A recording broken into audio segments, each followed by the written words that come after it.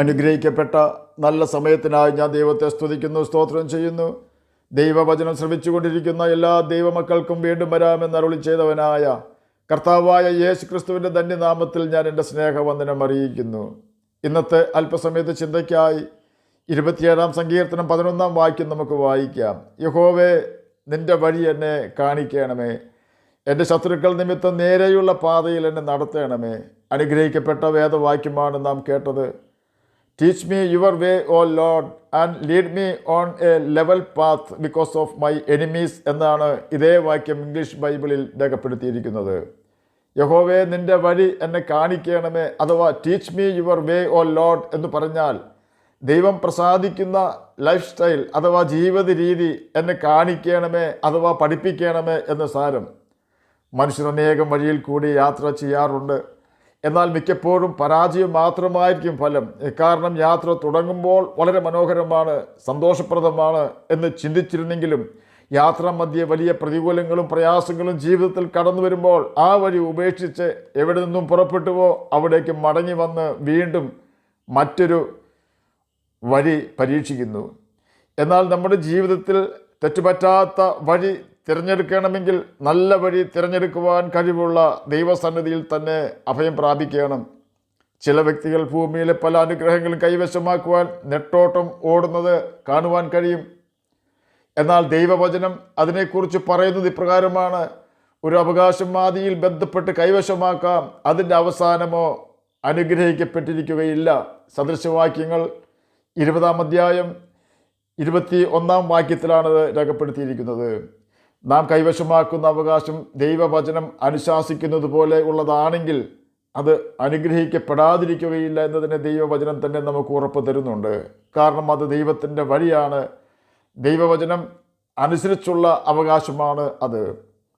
എത്ര നഷ്ടം വന്നാലും മറ്റൊരാളെ വഞ്ചിക്കുവാനോ ചതിക്കുവാനോ ദൈവവചനം ആരെയും അനുവദിക്കുന്നില്ല. ദൈവത്തിൻ്റെ വഴി തികവുള്ളതാണെന്ന് 18-ാം സങ്കീർത്തനം 30-ാം വാക്യത്തിൽ രേഖപ്പെടുത്തിയിരിക്കുന്നു. ആ വഴിയിലേക്ക് ഒരു ശാപവും കയറി വരികയില്ല. സങ്കീർത്തനക്കാരൻ 27-ാം സങ്കീർത്തനം 11-ാം വാക്യത്തിൽ ദൈവത്തോട് പ്രാർത്ഥിക്കുകയാണ്, നിൻ്റെ വഴി എന്നെ പഠിപ്പിക്കണമേ എന്ന്.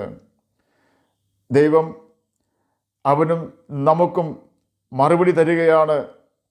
സൗമ്യതയുള്ളവർക്ക് തൻ്റെ വഴി പഠിപ്പിച്ചു കൊടുക്കുന്നു എന്ന് 25-ാം സങ്കീർത്തനം 9-ാം വാക്യത്തിൽ രേഖപ്പെടുത്തിയിരിക്കുന്നു. യെശയ്യാപ്രവചനം 30-ാം അധ്യായം 21-ാം വാക്യത്തിൽ ഇപ്രകാരം രേഖപ്പെടുത്തിയിരിക്കുന്നു: നിങ്ങൾ വലത്തോട്ടോ ഇടത്തോട്ടോ തിരിയുമ്പോൾ വഴി ഇതാകുന്നു, ഇതിൽ നടന്നുകൊള്ളുവിൻ എന്നൊരു വാക്ക് പുറകിൽ നിന്ന് കേൾക്കും. ദൈവത്തിൻ്റെ ഈ വാക്ക് കേൾക്കുമ്പോൾ നമുക്ക് മനസ്സിലാകണമെങ്കിൽ ദൈവഭയം നമുക്ക് അത്യാവശ്യമാണ്. ദൈവഭയമുണ്ടെങ്കിൽ മറിച്ചൊന്നും ചിന്തിക്കാതെ നേരായ പാതയിൽ നാം യാത്ര ചെയ്യും. ഇവിടെ നേരായ പാത എന്ന് ഞാൻ ഉദ്ദേശിച്ചത് തെറ്റായ പാതയല്ലാത്ത പാത എന്നാണ്. ദൈവം വെറുക്കുന്ന പാതയ്ക്കാണ് നാം മുൻപ് കേട്ട ഇടത്തോട്ടോ വലത്തോട്ടോ തിരിയുക എന്നതുകൊണ്ട് ഉദ്ദേശിക്കുന്നത്. നാം യാത്ര ചെയ്യുവാനായി ദൈവം ഒരുക്കി വച്ചിരിക്കുന്ന പാതയിൽ നിന്നും വ്യതിചലിച്ച മറ്റൊരു ജീവിത രീതി നാം അവലംബിച്ചാൽ നിശ്ചയമായും ദുർഘടങ്ങളിൽ പ്രതിസന്ധികളിൽ ചെന്നായിരിക്കും നമ്മുടെ യാത്ര അവസാനിക്കുന്നത്. നാളുകൾക്ക് മുമ്പ് ഒരു കള്ളനെ പോലീസ് അറസ്റ്റ് ചെയ്തു. ദിനപത്രത്തിൽ വന്ന ഒരു വാർത്തയാണ്. ആ കള്ളൻ ബിടെക് എഞ്ചിനീയറായിരുന്നു. പോലീസ് അദ്ദേഹത്തെ അറസ്റ്റ് ചെയ്യുമ്പോൾ അയാൾ 50 ലക്ഷം രൂപ ബാങ്കിൽ കൊള്ള ചെയ്ത് കൈവശം വെച്ചിരുന്നു. അതിനാണ് അവനെ അറസ്റ്റ് ചെയ്തത്. നല്ല വിദ്യാഭ്യാസം ഉള്ള അവനോട് പോലീസ് ചോദിച്ചു, നീ എന്തിനെ മോഷണം നടത്തി? നല്ല ശമ്പളമുള്ള ജോലി നിനക്ക് ലഭിക്കുമായിരുന്നുവല്ലോ. അതിന് മറുപടിയായ കള്ളൻ പറഞ്ഞത് ഇപ്രകാരമായിരുന്നു: സാർ, ഞാൻ ഗൾഫിൽ 3 ലക്ഷം രൂപ ശമ്പളത്തിൽ ജോലി ചെയ്യുകയായിരുന്നു. ഒരു മാസം മുഴുവൻ കഠിനാധ്വാനം ചെയ്താലേ ആ തുക അവർ എനിക്ക് തരുമായിരുന്നുള്ളൂ.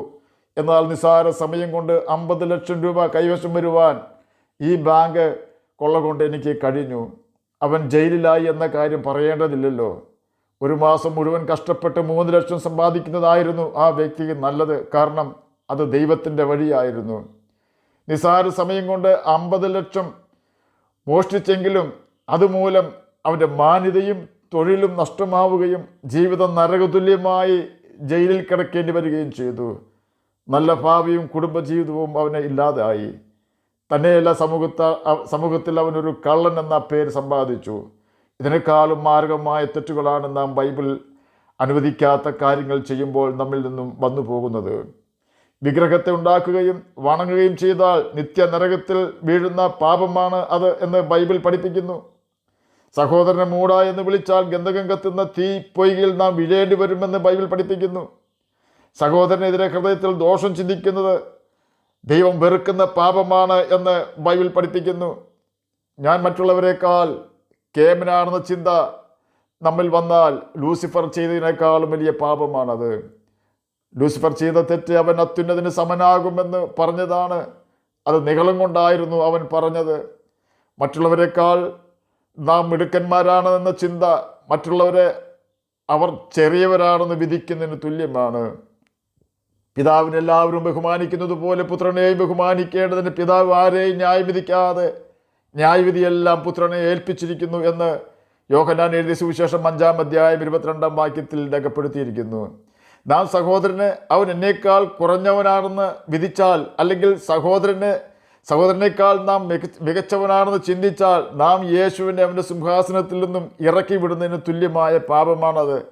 എന്തു തന്നെയായാലും നാം എന്ത് ചിന്തിക്കുമ്പോഴും പ്രവർത്തിക്കുമ്പോഴും സംസാരിക്കുമ്പോഴും ദൈവം അനുവദിച്ചിട്ടുള്ള വഴിയിലൂടെയാണോ അഥവാ ജീവിത രീതിയാണോ നാം അവലംബിക്കുന്നത് എന്ന് നാം ചിന്തിക്കണം. നാം വഴിയിൽ വെച്ച് പട്ടുപോകാതെ കർത്താവ് നമ്മെ ലക്ഷ്യത്തിൽ എത്തിക്കുവാൻ ദൈവവചനം നാം അനുസരിക്കേണ്ടത് ഏറ്റവും അത്യാവശ്യമാണ്. ആത്മീക മരണത്തെയാണ് ഞാനിവിടെ പട്ടുപോകുക എന്ന വാക്കുകൊണ്ട് അർത്ഥമാക്കിയത്. ആകയാൽ 27-ാം സങ്കീർത്തനം 11-ാം വാക്യത്തിൽ ദാവീദ് പ്രാർത്ഥിച്ചതുപോലെ നമുക്കും പ്രാർത്ഥിക്കാം. യഹോവേ, നിൻ്റെ വഴി എന്നെ പഠിപ്പിക്കണമേ. കർത്താവിൻ്റെ കൽപ്പനകൾ പ്രമാണിച്ചുകൊണ്ട് അവൻ്റെ വഴി പഠിക്കുകയും ആ വഴിയിൽ കൂടി മാത്രം യാത്ര ചെയ്യുകയും ചെയ്തുകൊണ്ട് നമുക്ക് നിത്യജീവനാവകാശികളായി തീരാം. അതിന് കർത്താവ് നമ്മെ സഹായിക്കട്ടെ എന്ന് പ്രാർത്ഥിച്ചുകൊണ്ട് ഞാൻ എൻ്റെ വാക്കുകളിൽ നിന്ന് വിരമിക്കുന്നു. നമുക്ക് പ്രാർത്ഥിക്കാം. ഞങ്ങളെ സ്നേഹിക്കുന്ന സ്വർഗീയ പിതാവേ, നല്ല വചനത്തിനായി അങ്ങയെ സ്തുതിക്കുന്നു, സ്തോത്രം ചെയ്യുന്നു. എന്നെ കേൾക്കുന്ന ഏതെങ്കിലും പ്രിയപ്പെട്ടവർ അങ്ങയെ തിരിച്ചറിയാതിരിക്കുന്നുവെങ്കിൽ അങ്ങയെ തിരിച്ചറിയുവാൻ തക്ക ഹൃദയം അങ്ങ് അവർക്ക് കൊടുക്കണമേ. രോഗത്താൽ ഭാരപ്പെടുന്നവർക്ക് രോഗസൗഖ്യം കൊടുക്കണമേ. വീടില്ലാത്തവർക്ക് വീട് കൊടുക്കണമേ. സമാധാനമില്ലാത്തവർക്ക് സമാധാനം കൊടുക്കണമേ. പഠിക്കുന്ന കുഞ്ഞുങ്ങൾക്ക് പഠിക്കുവാനുള്ള ബുദ്ധിയും ജ്ഞാനവും ഓർമ്മശക്തിയും കൊടുക്കണമേ. പ്രാർത്ഥന കേട്ടതിനായി സ്തോത്രം. യേശുവിൻ്റെ നാമത്തിൽ തന്നെ ആമേൻ. കർത്താവ് എല്ലാവരെയും അനുഗ്രഹിക്കട്ടെ.